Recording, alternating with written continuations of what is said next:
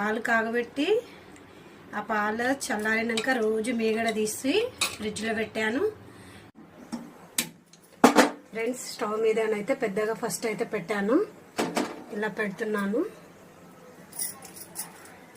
Friends. మొత్తం దగ్గరికి అయిపోయింది.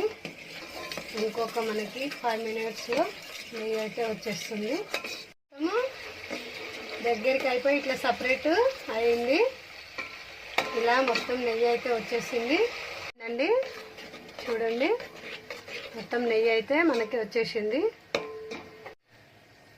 చూడండి ఇలా నెయ్యిని మాత్రం వడిపోస్తున్నాను.